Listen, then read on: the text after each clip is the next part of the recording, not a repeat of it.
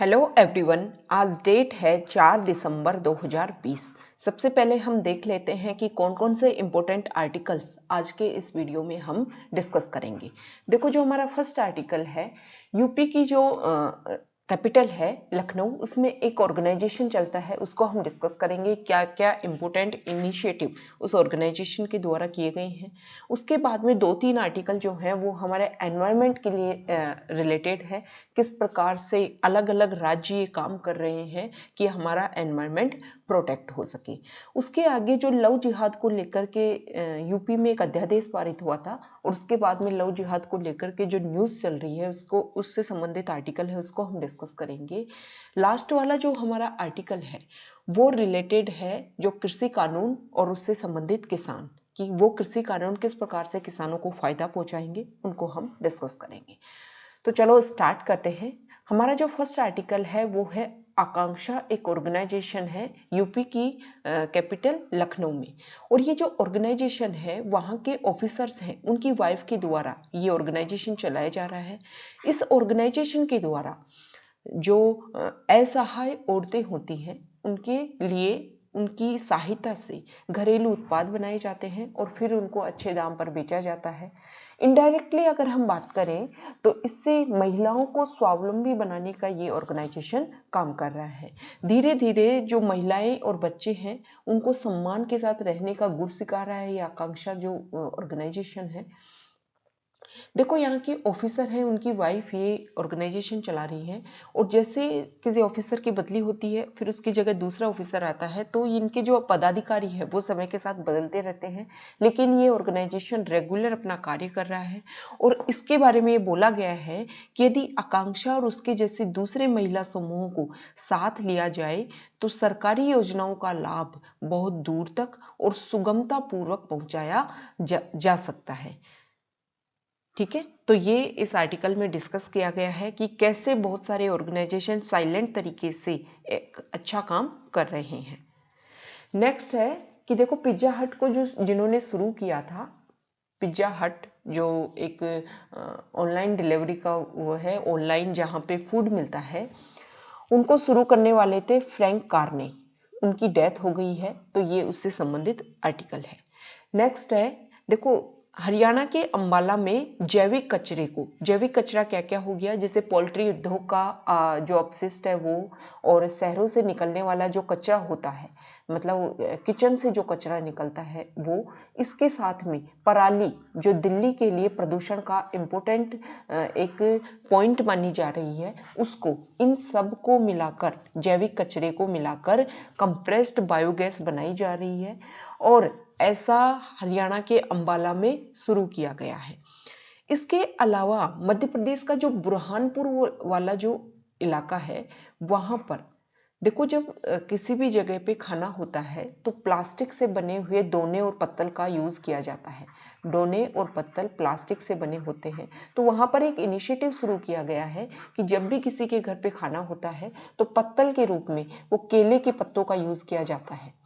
और केले जो है वहाँ, बुरहानपुर वाला जो एरिया है वहाँ पर काफ़ी दूरी में, काफ़ी एरिया में केले की खेती होती है, तो इन केले के पत्तों का यूज़ किया जाता है दोने और पत्तल के रूप में। इससे क्या होगा कि हम प्लास्टिक को हराएंगे, और जो केले का यूज़ खाने की पत्तल के रूप में किया, बाद में इस केले के पत्ते का यूज़ कर देंगे खाद बनाने में, तो डबल यूज हो गया। पहले तो हम प्लास्टिक को बीट करने में केले के पत्ते का यूज कर रहे हैं, बाद में उन्हीं केले के पत्ते का यूज करके काम कर रहे हैं खाद बनाने में। देखो, यहाँ से पहले एक मंत्री रही थी बुरहानपुर क्षेत्र से, अर्चना चिटनिस, उन्होंने अपने बेटे की शादी में ये जो एनवायरमेंट प्रोटेक्शन जो काम किया था, वो उन्होंने भी अपने बेटे की शादी में इस इनिशिएटिव को यूज किया था। तो देखो, ये बोला गया है कि जैसी राजा होता है वैसी प्रजा होती है। अगर हमारे राजनीति के लोग, पॉलिटिक्स के लोग ऐसे इनिशिएटिव को यूज करते हैं उनकी लाइफ में, तो जो वहाँ की जनता है वो तो इजीली इस चीज को अपना लेगी, तो ये बहुत अच्छी बात है। नेक्स्ट हमारा आर्टिकल है वो भी पर्यावरण संरक्षण को लेकर है, कि उत्तराखंड की जो सरकार है वो इलेक्ट्रिक वाहनों के लिए ई नीति बनाने वाली है। देखो, केंद्र सरकार ने इलेक्ट्रिक वाहनों के लिए गाइडलाइंस जारी की है, तो उत्तराखंड सरकार ये चाहती है कि यहाँ पर भी इलेक्ट्रिक वाहनों को बढ़ावा दिया जाए, क्योंकि पेट्रोल और डीजल की कीमत जिस तरीके से बढ़ रही है, एक तो इंसान ह्यूमन बींग्स हैं, उनकी जो जेब पर है उस पर भी खर्चा इंक्रीज हो रहा है, और दूसरा क्या है कि इससे प्रदूषण भी इंक्रीज होता है। तो इनका अल्टरनेटिव गवर्नमेंट ढूंढने का प्रयास कर रही है कि इलेक्ट्रिक वाहनों का यूज बढ़ाया जाए। तो ये तीनों आर्टिकल देखो, हरियाणा के अंबाला में जैविक कचरे से खाद बनाया जा रहा है। दूसरा हमने डिस्कस किया मध्य प्रदेश का बुरहानपुर वाला इलाका, कि कैसे केले के पत्तलों का यूज करके पर्यावरण को संरक्षित किया जा रहा है, और उत्तराखंड में प्रदूषण को कम करने के लिए इलेक्ट्रिक वाहनों को संचालन करने के लिए ये नीति बनाई जा रही है। तो ये तीनों जो आर्टिकल हैं वो पर्यावरण संरक्षण से रिलेटेड है। तो इन इनिशिएटिव को हम अपने जो मेंस का आंसर लिखते हैं उनमें हम एग्जाम्पल के रूप में इनका यूज कर सकते हैं, और ये इम्पोर्टेंट इनिशिएटिव है। अगर हर गवर्नमेंट इस तरीके से सोचे तो हमारा जो प्रदूषण है उसका लेवल काफी कम हो सकता है। नेक्स्ट आर्टिकल है लव जिहाद को लेकर। देखो, इस आर्टिकल में वैसे तो डायरेक्ट मतलब कुछ इंपॉर्टेंट जो पॉइंट्स हैं वो ज़्यादा नहीं है, पर 4-5 इंपॉर्टेंट पॉइंट्स इस आर्टिकल में दे रखे हैं जिनका यूज़ हम अपने मेंस आंसर राइटिंग में कर सकते हैं।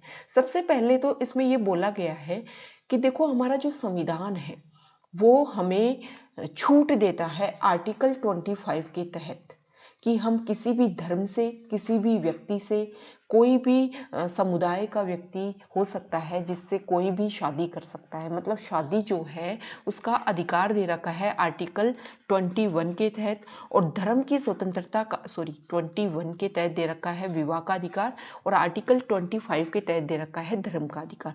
मतलब हर इंसान स्वतंत्र है। लेकिन जो वर्तमान में देखो बहुत सारी समस्याएं बढ़ रही हैं लव जिहाद की, कि मतलब गलती से झूठ बोल करके, फरेब करके, धोखा देकर जो अन्य समुदाय की महिलाएं हैं उनका धर्मांतरण करवाया जा रहा है, ये गलत है। इसके बारे में ये बोला गया है कि ये फरेब है, और इसके लिए सभी सरकारों को स्ट्रिक्टली काम करना चाहिए कि आप फरेब करके अगर किसी का धर्मांतरण करवा रहे हैं तो वो गलत है। आगे इस आर्टिकल में बहुत सारे एग्जाम्पल दे रखे हैं कि ऐसा नहीं है कि इंडिया में ही धर्मांतरण करवाया जाता है। बहुत सारे देश हैं जहां पर ये धर्मांतरण का काम करवाया जाता है। ब्रिटिश जो देश है वहां पर तो ऐसे बोला जाता है कि जितनी जितनी अमीर लड़की को कोई बंदा फंसाएगा, कोई बंदा उसका धर्मांतरण करवाएगा और उससे शादी करेगा, तो उस बंदे को उतना ही ज्यादा बड़ा इनाम दिया जाता है। तो देखो, ये जो लव जिहाद जो हो रहा है ना, फरेब करके जो धर्मांतरण हो रहा है, इसके लिए तो संगठन काम कर रहे हैं। इसके अलावा जो नेक्स्ट एग्जाम्पल दिया है वो मिस्र देश का दिया है। मिस्र देश में क्या होता है कि अगर किसी लड़की का धर्मांतरण करवाया जाता है तो गाजे बाजे के साथ में इसका जुलूस निकाला जाता है कि ईसाई लड़कियों का धर्मांतरण करवाया गया है।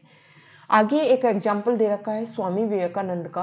स्वामी विवेकानंद जी ने अपनी बात में बोला कि अगर कोई बंदा अपने धर्म को, हिंदू धर्म को छोड़कर दूसरे धर्म में जा रहा है तो ऐसा नहीं है कि एक व्यक्ति हमारे धर्म में कम हो रहा है, बल्कि ये है कि हमारे धर्म का एक व्यक्ति दुश्मन बढ़ रहा है। तो इस चीज को इस तरीके से भी देखना चाहिए।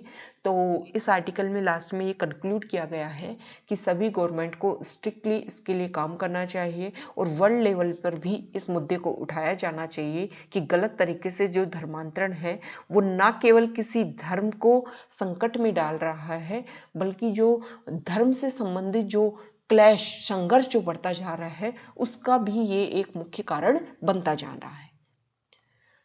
नेक्स्ट है, देखो जो MDH मसाला है, MDH मसाले के हम बहुत सारे ऐड देखते हैं और बहुत सारी रसोइयों में इसका यूज भी किया जाता है।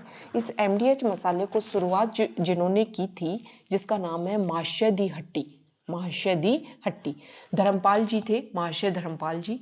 उनका डेथ हो चुकी है, 98 ईयर उनकी मतलब एज थी, और उस समय उनकी डेथ हो गई। थोड़े समय पहले वो कोरोना से संक्रमित हो गए थे, लेकिन बाद में कोरोना से तो मतलब उनसे उबर पाए थे कोरोना से, लेकिन उनको हार्ट अटैक आ गया और उनकी डेथ हो गई। देखो, ये इनिशिएटिव इंसान अगर चाहे तो क्या नहीं कर सकता, उसका एक बेस्ट एग्जाम्पल है। इन्होंने बहुत स्ट्रगल किया और आज लगभग 1500 करोड़ का इनका कारोबार है एमडीएच मसाले का। लास्ट हमारा जो आर्टिकल है वो कृषि कानून और किसान से रिलेटेड है। इस आर्टिकल में देखो ये डिस्कस किया गया है। सबसे पहले तो इस आर्टिकल में ये बताया गया है, शुरुआत इस तरीके से की गई है कि जब हमारा देश आज़ाद हुआ था 1950-51 के समय में, उस समय लगभग 308 लाख हेक्टेयर भूमि पर हमारे यहाँ खेती होती थी और 206 लाख टन हमारे यहाँ पर पैदावार होती थी। अब इसमें तो एक पॉजिटिव आया है कि 2018-19 में 2000 यहाँ पे देखते हैं 2018-19 में हमारे देश में 438 लाख हेक्टेयर भूमि पर तो क्या होती है, खेती होती है, और जो हमारा उत्पादन है वो 1164 लाख टन उत्पादन होने लग गया है और प्रति हेक्टेयर जो उत्पादन है वो 2659 किलोग्राम हो गया है प्रति हेक्टेयर। उस समय कितना होता था प्रति हेक्टेयर हमारा उत्पादन 1950-51 में 668। तो देखो ये पॉजिटिव फैक्ट दिए हुए हैं कि 1950-51 से अब तक में हर चीज में वृद्धि हुई है। जितनी भूमि खेती की जाती थी उसमें भी वृद्धि हुई है, जितना उत्पादन होता था उसमें भी वृद्धि हुई है और जितना पर हेक्टेयर उत्पादन होता था उसमें भी वृद्धि हुई है। लेकिन अगर इसका कंपैरिजन हम वर्ल्ड के अन्य देशों के साथ में करें, जैसे यहाँ पर 4 फसलों के लिए एग्जाम्पल दे रखा है, धान के लिए, गेहूं के लिए, दलहन के लिए और गन्ने के लिए। तो देखो इन चारों फसलों में हमारा जो भारत देश है सिर्फ धान और गेहूं ऐसा देश है, गन्ने में भी भारत सेकंड नंबर पे, मतलब क्षेत्रफल जो है वो इंडिया लीडिंग क्षेत्रफल में अपनी खेती उगाता है, लेकिन जो प्रोडक्शन जो है ना वो बहुत कम होता है। तो अब इसमें आगे इस आर्टिकल में बोला गया है कि देखो हमारा देश जो है वो खेती उगाने में तो अग्रसर हो रहा है लेकिन उत्पादन जो है वो कम हो रहा है। अब उत्पादन कैसे बढ़ेगा, तो इसका जो समस्या का समाधान इस आर्टिकल में दिया गया है कि अगर इन्वेस्ट हो तो हमारा उत्पादन बढ़े। देखो एक प्राचीन कहावत है कि जितना आप गुड़ डालोगे ना खीर उतनी ही मीठी होगी, जितना गुड़ डालोगे खीर उतनी ही मीठी हो जाएगी। तो ये बात बोली गई है कि जितना आप इन्वेस्ट करोगे कृषि में उतना आपका उत्पादन बढ़ेगा। तो इस आर्टिकल में लास्ट में ये बोला गया है कि जो हमारे जो कृषि कानून, जो नवीनतम कृषि कानून बनाए गए हैं उनके थ्रू हमारा जो कृषि क्षेत्र है वो खुला बाजार बनेगा और खुला बाजार बनने से इसमें प्राइवेट इन्वेस्ट होगा तो अच्छी किस्म के बीज और उसमें खाद, प्रोसेसिंग यूनिट ये सब एस्टेब्लिश होंगी, इससे उत्पादन बढ़ेगा, किसानों की जो एक्स्ट्रा इनकम है वो बढ़ेगी और जो केंद्र सरकार का जो लक्ष्य है 2022 तक किसानों की आय दुगनी करने का उसको भी वो अचीव कर पाएंगे। तो ये इसके बारे में देखो रोज दैनिक जागरण में कृषि कानून और किसानों से संबंधित आर्टिकल आता है और जो भी ज्वलंत मुद्दे हैं उनके इम्पोर्टेंट फैक्ट्स दिए जाते हैं। तो ये आज के इम्पोर्टेंट आर्टिकल्स हमने डिस्कस किए हैं। Okay, thank you.